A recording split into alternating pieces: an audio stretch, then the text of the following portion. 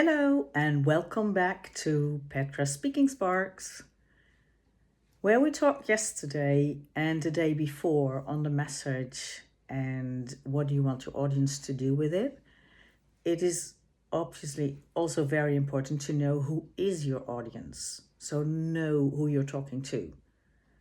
If you're in a business setting, you use other words and deliver your message in another way than when you are, for example, in a setting where you want to motivate people or inspire people.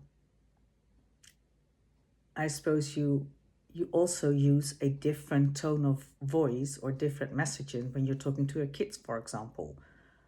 That's something that comes naturally, obviously.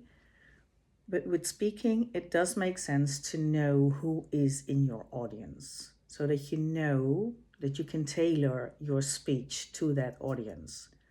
So let's take, for example, the business speech, the case you need to deliver. So your manager asked you to give a speech to the rest of the team and to explain something. Then you can use more business words, more jargon.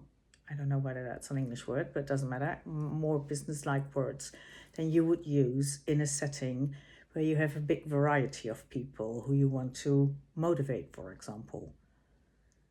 So be sure that you know upfront who is your audience and make sure to keep that in mind when writing your speech. If you know that you have a very mixed audience, for example, you're going to want to keep the structure as simple as possible, the wording as simple as possible, so that you're absolutely sure that everybody understands what you're talking about.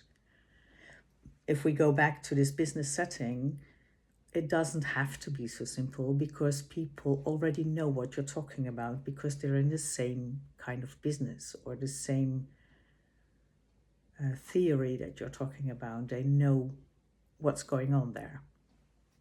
So if you're going to speak for people, make sure to find out who is your audience and what might be a very nice thing to do or to try at home, see it as an exercise, is to take the speech that you've made yesterday and the day before and tailor that to different audiences.